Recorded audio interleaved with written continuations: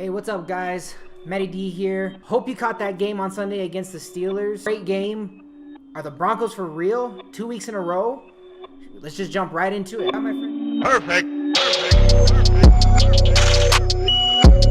Got my friend Dante here again.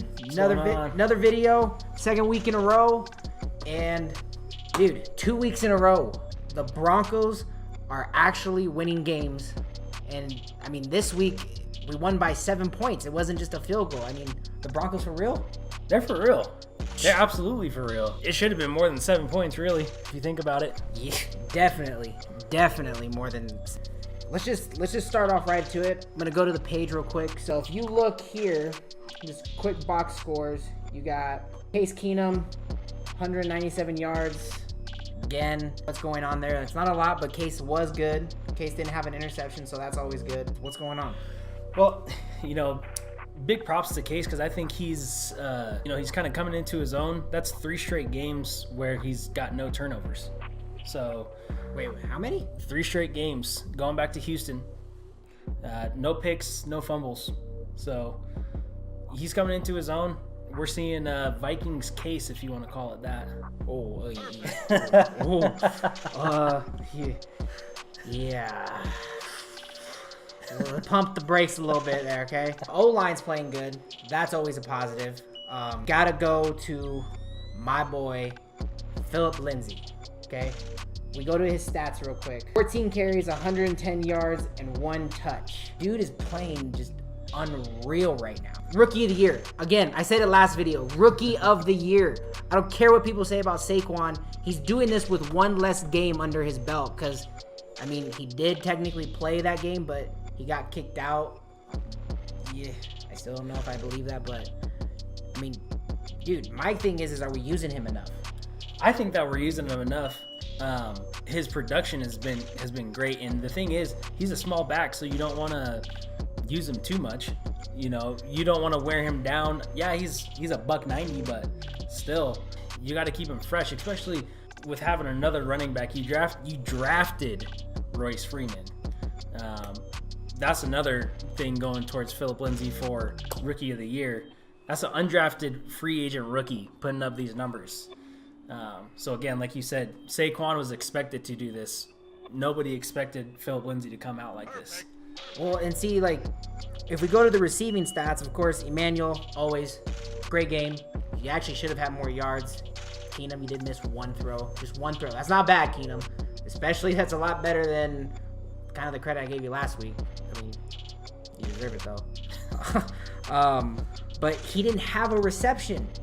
Philip Lindsay did not have a reception last game. And that's what I'm talking about. Like, Christian McCaffrey, Austin Eckler, or if you want to go back in the day with Darren Sproles, they all would catch balls out of the backfield. And I feel like we're just not utilizing him in that aspect. Well, Case likes to throw the tight end. So I think that's why Philip isn't getting used. Mm-hmm. Plus, like, at the beginning of the season, that is what they were using Philip for mostly, was the pass. And so I think that teams kind of not necessarily are expecting it, but they're looking for it maybe a little bit more. I think in Carolina, they know you're going to pass the ball to Christian McCaffrey, and not only that, you are going to run it, but they're still doing it, and the dude had over 200 yards of total offense last year. Like, over 200 yards. Like, Ed, you're pumping him out good, man. Sure. Well, kind of. True. I mean, one for 3, that's 33%. Burn. So. I'm a firm believer that you need to use Philip Lindsay just way more than you are. And again, it's because Christian McCaffrey, Austin Eckler, he's that type of running back. And he's having a great rushing year because he just hits that hole so quick. And it's if he gets by that first linebacker, that first line, like, there's a good chance he's gonna bust one, because absolutely, that's why he has 8 plus 20-yard runs on the year, something like that. I mean, he's averaging like 5.8 a carry, which I'm pretty sure it's definitely like top 3 in the league for yards per carry, with people over 100 rushes. But my thing just goes back to, you have another back that you drafted and he's been hurt for the last, couple weeks. Just imagine if Royce was as productive as Phillip is. Sorry. Yeah, I mean, that would be ridiculous. Absolutely ridiculous. So are you saying then because we have essentially a dual threat, we should be more like the New Orleans Saints, for instance, because they have Alvin Kamara, who you could say is Phillip Lindsay, and then Mark Ingram is our Royce Freeman? I actually think that's a great comparison, really. I mean, I never really thought about that, but that's exactly what it is. So, VJ, again, you probably aren't watching this, but if for some reason you're watching this, maybe you should watch film on New Orleans and see how they run their offense, because granted, they have Drew Brees, and Drew Brees is unreal this year, but that is kind of who you need to kind of base your offense off, right, in my opinion, because if you also think about it, they have Michael Thomas. Yeah. Right now, we do have Cortland Sutton, but he only had one reception in that game, and really our only receiver is Emmanuel. And like you said, Keenum likes to throw the tight end, but Hireman is gone. He's out. And that was kind of the guy. Lacoste, you had that one drive. The stash. Hey, Vic Lombardi, your boy. Your boy. And dude, that stash, man. You inspired me. I might get rid of this. I like it. But I feel like we're not using him enough, and you need to start getting Lindsay involved in the passing game a little bit more. I do agree, but that also comes back to you got to get Booker out, because Booker's who they want to throw to. Why do you want to throw to Booker? Seriously, it just doesn't make sense. Like, I think that was like a pity one. Like you had said, that was a great third down conversion. That was a great catch because, again, not the greatest ball, but Keenum, you did put it only where he could catch it. But that was your only catch. You didn't have a single rush. You didn't have another catch after that. I mean, I don't know how many targets you had that we just didn't get to you, but I just feel like your time as a Bronco is coming to an end. And, I mean, maybe the only reason why we're keeping it is because of the depth, and you at least do know the offense. So, I don't know. I just feel like you don't need to just stick Booker in there anymore. I think you need to commit to your two rookies. They've proven that they're going to be way more productive than Booker has been the last 2 seasons. So I think you just need to kind of get away from Booker and putting them just in there here and there. Because, again, you have 2 amazing guys that could be what's going to carry our offense, because Phillip Lindsay's the only reason why we really are in any of these games right now. I don't think that Denver has the season that they're having right. Well, not that their season's been great up to this point, but that being said, Phillip Lindsay, he was just so unexpected. The dude's a burner. Yeah. Like, without Phillip, we could be actually in trouble. Yeah, we really could. And I mean, it proved it, because what was the game? It was Baltimore.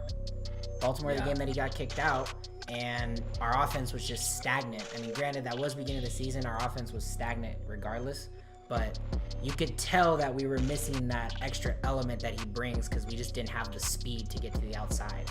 Bring back the halfback pitch, please, because you guys do it to Freeman, and he does excel getting to the outside, but give it to Lindsay. He is unreal quick. You don't think he's going to beat everybody to the outside? Like, come on, like, where's this freaking coaching? Like, come on, guys. Like, if I can see it and I'm just a guy doing a video at home, I feel like you guys should be able to do that too. But, I don't know. We'll just go with that. I want to get to something that you brought up earlier in the third down conversion rate for the Broncos right now.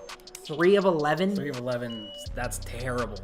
So then my question again, who's to blame? Is it play calling? Is it the offense? Is it Keenum himself? Like, I think it's a little bit of both. I mean, you got execution, but also probably a little bit of the play calling too, because I think there was a couple of the, passes that Keenum had.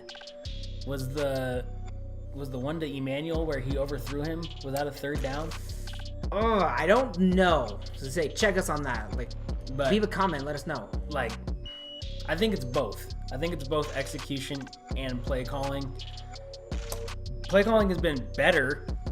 At the beginning of the year, it was hella suspect. But players got to play. Yeah. One of the other things that they've been talking about a lot this week too is trading DT the right thing for the Broncos? I know that was a thing that was even before the Houston game, but a lot of people are saying because DT was traded, that allows you to put 2 tight ends on the field, which is where Keenum is comfortable. So does that have part to do with, the offense's success here in the last couple of weeks? It goes back to that question I had earlier. I mean, does Hireman, is his injury going to really hurt? Well, Lacoste had a great game, as we said earlier. Well, again, it's hard to say he had a great series, but yeah, in that series, he showed us what he can do. True. And Hireman himself just came on as of late. Yeah. So I think Lacoste can fill in.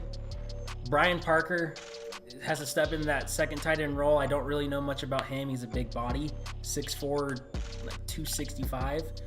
And then they brought up Tamarick Hemingway from the practice squad. Yeah, come on.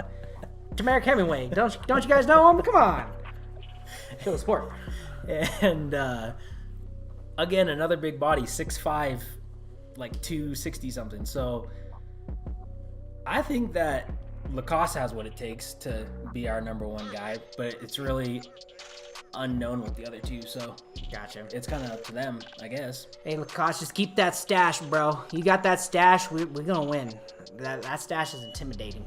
Let's get to the main focus of the game, the defense and the special teams. Your boy Justin Simmons, Let's go. Coming up big again, Go. with a block. That's 3. That's 3 on his career now. 2 this season. And then, that one was great. And then you had Will Parks with a big hit on the goal. That is why you do not give up on a play, because it was literally at the goal line. And the funniest part is I was upset because I didn't know what happened. I was just like, are you kidding me, Denver? Like, you're just going to let them? And then next thing I know, I noticed the refs weren't waving a touchdown or anything like that. And then all of a sudden I just hear Mr. Romo say, are they calling this a fumble through the end zone? I was so pumped. Playing till the whistle. Which a lot of people don't do, every play, but Philly Will coming up large. Coming up large. That was really the turning point of the game, I think. Well, that and Chris's interception in the third. Well, yeah, and then the crazy part about the Parks one is that literally was the first play to start the second quarter. Yeah. And the Steelers were driving, if I'm not mistaken. Definitely check me on that. But because I don't think it was like a big play. I think it was only like a 15-yard play that they ended up he ended up on the goal line. Right. Chris's INT,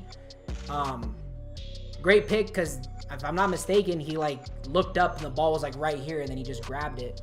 Was that a bad toss though? No, I think part of it was a bad toss, but they also had good coverage on. So they had, I think it was Yadam lined up man to man on AB. And then Chris was playing in a zone, and they more or less baited Roethlisberger to throw it to AB. Yadam. Yeah. We talked about in the last video. He actually had a decent game. You did, Yadam. I don't know if you saw the video and you were like, I need to step up because I got some scrubs talking about me. But hey, you had a good game. You did have a good game. You didn't allow anything. Unfortunately, my boy Roby, which you had the 197-yard play. Come on, dude. But Yadam, you did. Because for a second, I remember me and you both why is Yadam covering AB? Why is he over AB? You already know where he's going. And I didn't even think about that. Yeah. They baited him just to throw it, and look what happened. Yeah, and so, granted, I think it was kind of a bad pass because obviously, it was behind AB, but Chris was just there lurking, and he got it. He got that pick. So, great play call by Joe Woods. Joe Woods or Vance, whoever that was. That was a great scheme. Yep. So. Conspiracy, Vance Joseph. 2 sacks, only 2 sacks, but 2 sacks, but they were big. They were came big out sacks times of the game. And I've always said, just like my pops said, when you can get Big Ben down on the ground, that is an accomplishment because that is a big boy running around. Big old boy. And yeah, I mean, even for Vaughn, he's probably like trying to take him down. He's like, this old big buck. So those were good. And then to end the game, who would have thought Shelby Harris with the big pick in the end zone to end the game. First of all, if you actually look at the play, Shelby Harris realizes he ain't going to get there, so he does back off. Yeah, I don't want to hear that BS Ben talking about he got blocked into. No, it was not. Because if you watch the replay, he backs up because he notices. But I will say, even if Shelby Harris isn't there, I have to assume Bradley Roby is picking that ball off. Pick. He undercut it. He undercut the route. It was a turnover either way. Is it then just it was a bad pass? I mean, granted, great play, Shelby Harris, again. Okay. But it was a bad pass. It was a bad pass. You cannot deny that. Well, and then once again, Big Ben, I don't want to hear your BS, dude, okay? You're saying that AB was supposed to be coming straight across and he drifted back. Like, no. You threw the pick. No. You threw the pick. You threw the pick. It's that simple, okay? That was, without a doubt, a great game. As you can tell, I brought this back out because I am a believer. Not only did we win 2 straight, but we broke 2 6-game winning streaks of, I thought, playoff contending teams, which they probably still are going to get into the playoffs. But those are 2 high-scoring offenses, and our defense, again, stepped up absurdly. And Keenum, keep playing the way you are. I mean, I know I give you crap on yardages, but I didn't realize 3 straight games without a turnover. And look at that. We had a chance in every single game. And now thinking that, I'm actually going to put the blame. I think I did it, actually. I'm putting the blame on Vance for Houston because I'm sorry, but you do not give your and I said this last video, you do not give your kicker a 53-yard field goal when you have a timeout and 60 seconds left. You got to give him at least 45. And like that stat we said last time, Brandon McManus has not missed a field goal unless it's been over 50 yards, one of those being a 60-plus yard field goal. I'm a believer again. I am a believer again. Hashtag Mile High Magic. Mile High Magic. So, real quick, just to kind of get in, who's the next game? Bengals. Oh, God. Oy. Bengals, Broncos. Who you got? Broncos, baby. What's the score? 28-17. Broncos. 28-17. You heard him. 28-17. So when he's wrong and the Broncos still win, but it's like 24-17, just remember he was wrong. Okay? Just remember that. So thanks for tuning in. Really appreciate it. Hope you liked the video. Please leave some comments. Give me some feedback. If there's content we missed, stuff that you maybe want to kind of input. Let's get the discussion going a little bit, you know? But yeah, hit the subscribe. A lot more videos coming. And look forward to seeing you again. Go Broncos on Sunday against the Bengals, baby. Go Broncos, baby. Perfect.